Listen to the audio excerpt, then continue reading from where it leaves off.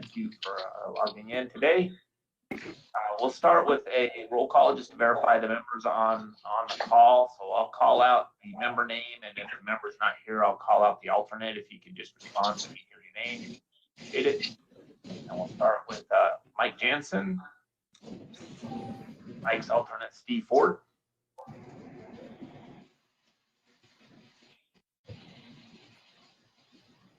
And I'm present, sorry. Thank you. Dennis Cedarberg. Dennis's alternate, Jimmy Floyd. Here. You. Ed McGuire. Yes, sir. Dale Dapper. Present, Steve. You.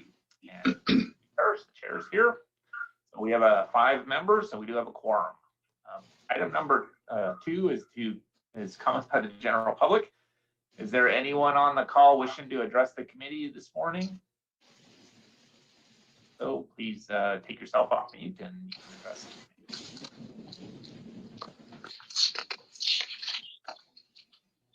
it. Then we'll move on to item 3, which is action to appoint a chair and vice chair of the Stormwater Quality Management Committee. Current chair is myself, Steve Parrish, and the vice chair is Ed McGuire. I did reach out to Ed earlier this week and asked him if he wanted to continue to be vice chair, and he is willing to do that if it's at the of the will of the committee. So any discussion? Entertain a motion. Motion to approve. Steve, you as the chair and Ed as the vice chair. Dale, there's motion on the floor to appoint Steve Parrish as chair and Ed McGuire as vice chair. Any discussion on the motion? All those in favor say aye. Aye. Aye. Any opposed say nay. And that motion carries unanimously. Item 4 is action to approve the agenda. The agenda is in order for approval. Any discussion? Entertain a motion. Steve, this is Ed McGuire. I would motion to approve the agenda as submitted. Thank you, Ed. There's a motion on the floor for approval of the agenda from Ed McGuire. Any discussion on the motion? All those in favor say aye. Aye. Any opposed say nay. And that motion carries unanimously. Item 5 is action to approve the minutes of the May 11, 2021 meeting. Minutes are in order for approval. Any discussion? Entertain a motion. Dale Dapper, motion to approve. Dale, there's motion on the floor for approval from Dale Daffern. Any discussion on the motion? All those in favor say aye. Aye. Aye. Any opposed say nay. That motion carries unanimously. Item 6 is action to accept a presentation on the draft MS4 permit negotiations with NDEP. Mr. John Tennert is going to provide some verbal comments regarding the permit negotiations. So John, when you're ready. Good morning, John Tennert, Environmental Mitigation Manager for the Regional Flood Control District. Just wanted to update the committee on the status of development of a new permit for the MS4 program. So as most of you know, we've been currently operating under the permit that was originally issued in 2010. That permit expired in 2015, but was administratively extended by NTEP until a new permit can be developed. We've been working under that old permit since. On April 13th of this year, NDEP distributed a draft of the new permit to the permittees for their review and comment. The permittees met on multiple occasions in May and June to review the draft permit and develop consolidated comments for submission and discussion with NDEP. On June 30th, 2021, the permittees met with NDEP in person and virtually to discuss the permit. The permit was attended by Liz Kingsland with the Bureau, who's the Bureau Chief for Water Pollution Control, Andrew Dixon, who's the Branch Supervisor for the Stormwater Division, and Alex Mayorga, who's the Stormwater Permit Writer, is no longer with NDEP. It was also attended by Larry Basil, who is outside counsel for the district, who assists us in developing the permit. Larry Basil provided some introductory remarks and historical context for the meeting, emphasizing the cooperative relationship that the permittees have traditionally had with NDEP. And we work very closely with NDEP on permit and regulatory issues, and that has always been a very positive experience for us. Overall, most of the comments of the permit were somewhat minor in nature, although they were still important. The substantive portion of the permit remains largely unchanged, actually. There's not a lot of substantive changes to the permit from the previous permit. There's just some differences on the margins, some formatting differences, and some minor language differences that we wanted to clarify. And so when we met with NDEP, we really just walked them through our comments on the permit. The bulk of the permit, is, like I said, is largely unchanged, which is a good thing. There was concern about one provision that was removed, which specified that the permittees would not be liable for non-compliance of other permittees, and the NDEP was amenable to reinserting that language. There's also concern about some standard provisions at the end of the permit. There's some standard language that NDEP has to include in all of their permits that don't really apply to the stormwater program. They apply more to entities that are involved in actual wastewater discharges and those kinds of things. And so we've been working with NDEP to figure out a way to either remove those standard provisions or have some language in the front of the permit that exempts us from those provisions that don't really apply. And NDEP has been very cooperative in that and in helping us work through that. So at this point, we're just waiting for feedback from NDEP on the permittee comments. A follow-up meeting has not been scheduled. I know NDEP has lost a couple of key staff members, including Alex Mayorga, who is the permit writer. And so that may or may not be cause a delay on getting back to us. But with that, I'd be happy to answer any questions. Thanks, John. Any questions or comments or discussion from John?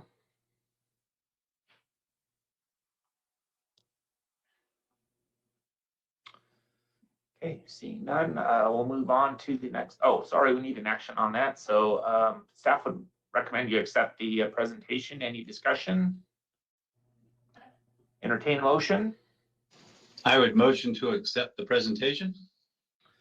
Thank you. There's a motion on the floor to accept the presentation from Ed McGuire. Any discussion on the motion?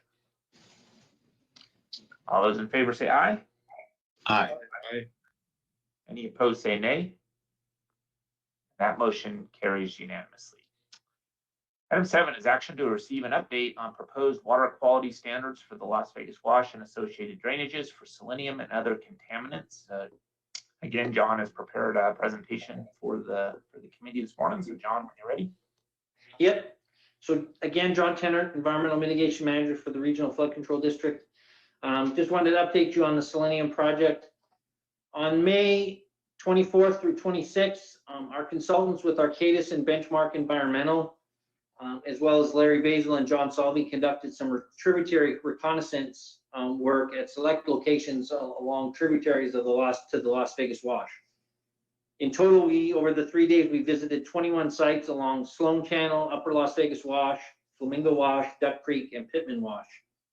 These tributaries are listed on the 303D list for selenium, pH, boron, fluoride, and TDS for the uses of aquatic life, irrigation, and livestock watering. And the purpose of these reconnaissance sessions was to see what we could do to get an idea of the framework and the layout of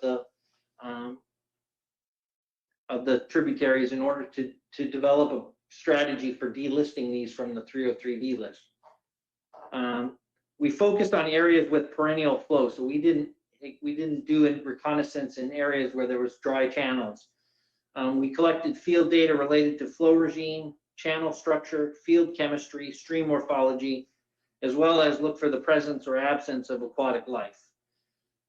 Again, the purpose is to support 303D delisting of the tributaries through a combination of use attainability analysis, site-specific criteria, and/or regulatory revisions. And as we work through the process of developing that approach, we will bring that information back to this committee for your information and consideration.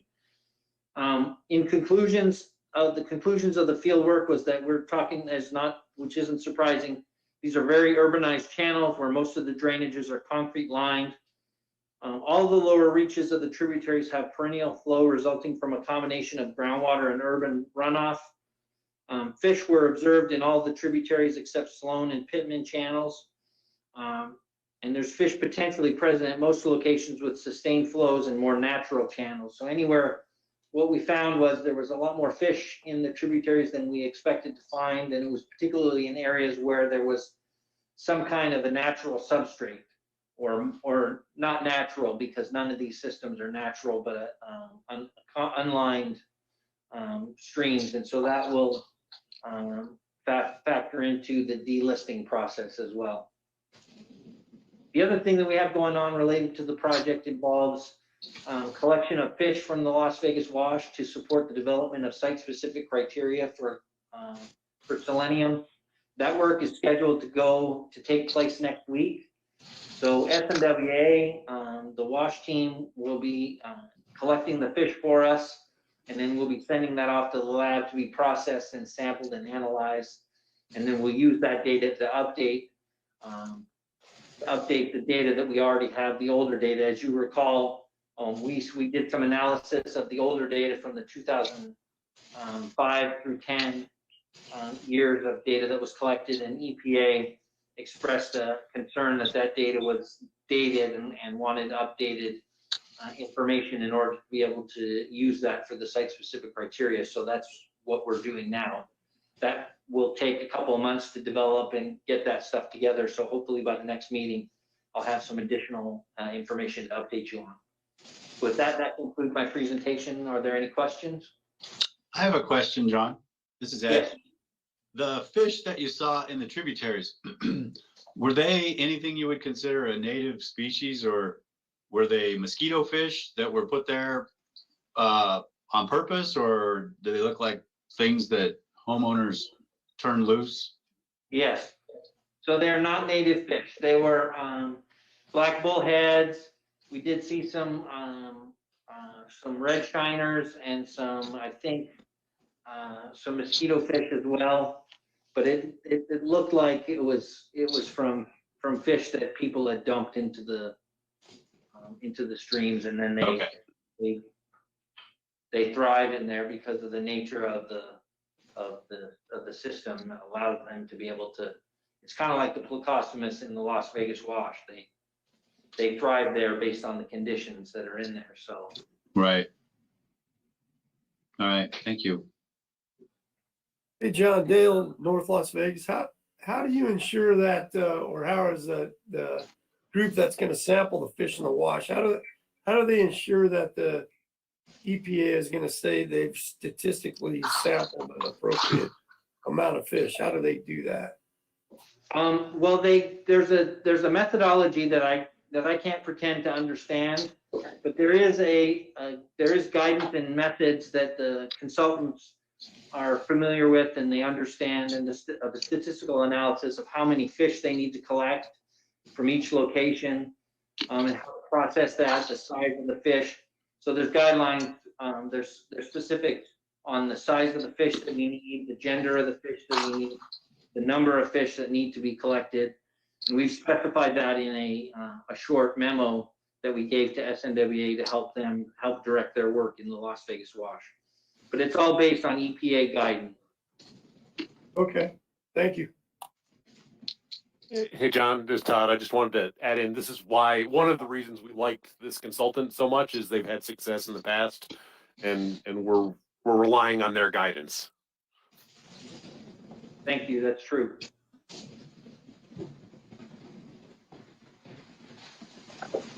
Other questions or comments?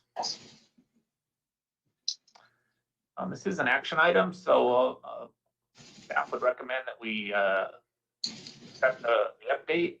Any discussion? Entertain a motion. Ed McGuire, I would motion to accept that presentation.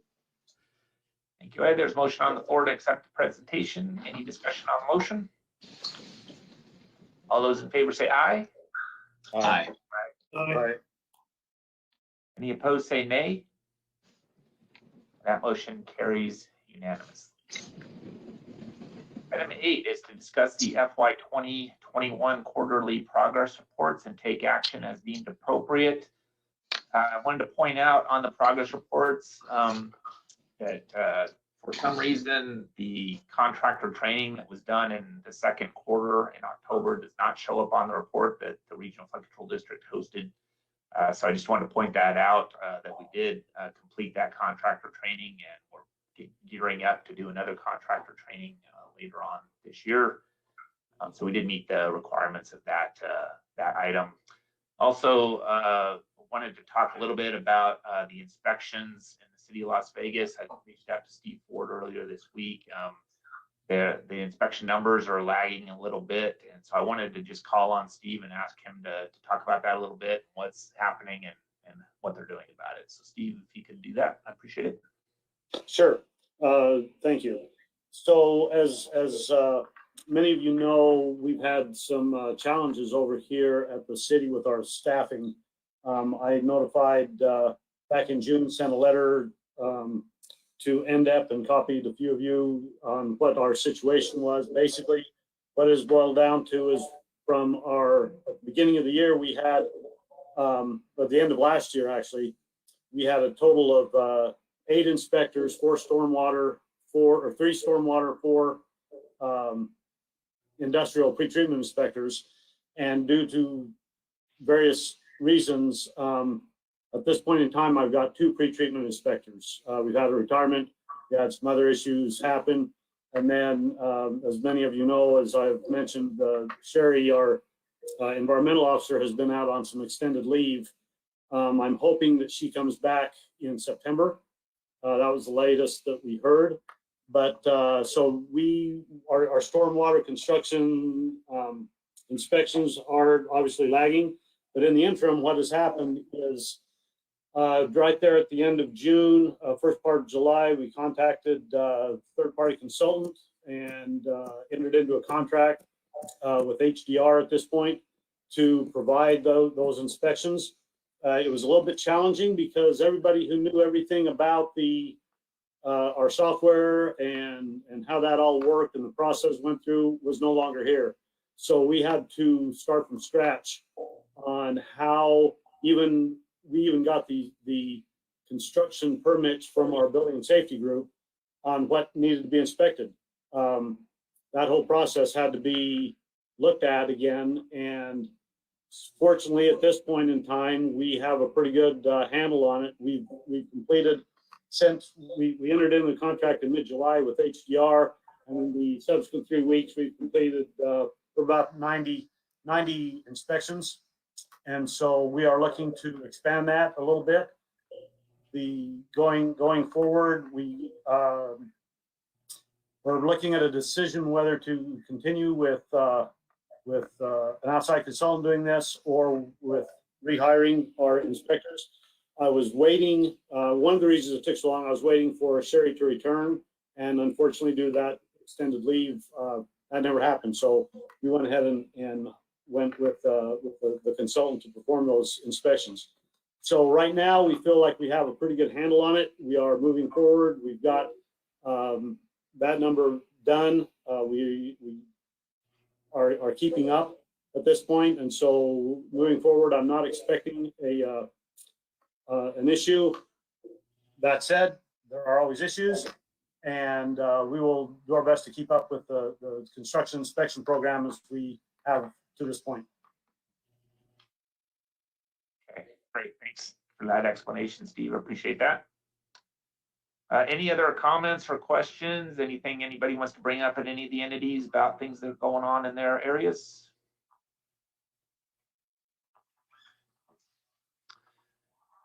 Okay, hearing none, it's just a discussion item, so I don't think we need to take a vote on this item. So we'll move on to item 9, which is discuss monitoring activities and issues and take action as deemed appropriate. Todd, was there any dry weather monitoring that you can report on, or anyone from SMWA? I had hoped that Xiaoping was going to be here to talk about that. Yes, there was. They did do quarterly tributary sampling. I believe late last month. The storm sort of threw a little wrinkle into that. It works well for the other part of the sampling, but not so well for the dry weather sampling.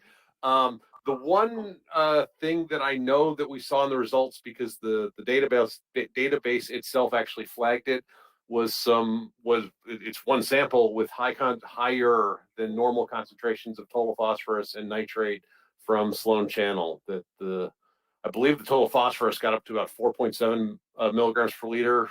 We have a alert set in the database for 4, which is about the 90th percentile ballpark. So a little something going on there. I don't know if it's storm related or related to something else. Other than that, it was parameters that John had mentioned, or problems in some of the other tributaries with pH and boron and some other things where we know the concentrations tend to run higher than we'd like. That's about it for what I know of that. Xiaoping now actually works for the groundwater group. So I still get some of the data, but I don't have as much day-to-day influence or knowledge of it. Okay. Thanks, Todd. How about wet weather? Eric or someone from y'all want to talk about that? Yes, as you all know, the weather has been cooperating since the beginning of this new year. And finally, after more than a year of dry date, we finally were able to obtain some sample on July 25th on the storm. And we were able to collect some sample at both station at Club of Sunrise as well as the Rainbow Garden. The sample has been sent to the laboratory for testing, and the result we will be reporting in the next meeting. Okay, great. Thank you. Any questions from the committee or anyone else regarding either dry weather or wet weather testing?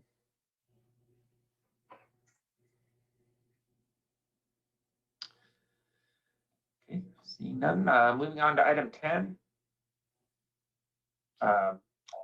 Item 10 is to discuss Nevada Division of Environmental Protection issues and take action as deemed appropriate. I see Andrew's on the call. Andrew Dixon, do you have anything you wanted to talk about this morning? Yeah, I can give a couple updates. So the stormwater group is currently down a couple staff. Ebony Griffin's last day was on last Friday. So we're down 2 people in the Vegas office and 1 in the Carson office. We're trying to, replace people, but it takes some time, so that will slow things down. With your guys' permit renewal, it's just, I'll try and work on it still, but I'm just not going to have as much time to get through things. Alex and I did get through a good chunk of the comments. There's a couple left that we're working on along with the fact sheet. And then I'll reach back out to John probably before we have someone hired, just to meet and kind of give you guys an update on where we're at.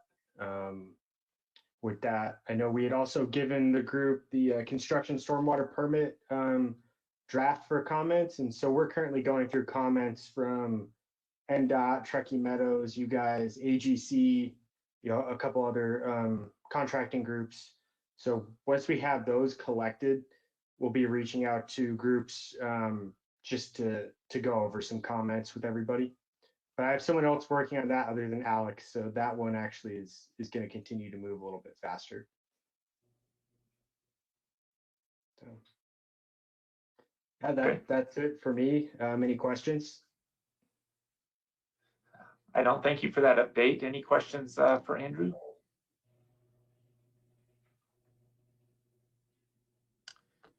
Great, thank you. So moving on to item 11 is discuss other stakeholder issues and take action as deemed appropriate. No, I don't see anyone from NDOT on the call, but maybe I'm missing someone. Is there anyone from NDOT that wanted to address the committee this morning? How about Nellis Air Force Base? Any other stakeholders that would like to address the committee?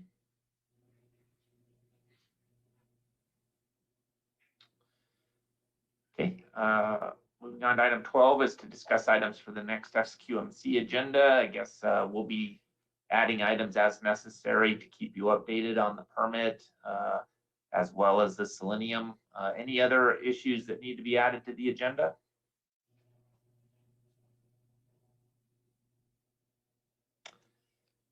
Not Hearing any, so with that, we'll move on to item 13, which is comments by the general public. Is there anyone on the call wishing to address the committee today? Any item related to the Stormwater Quality Management Committee?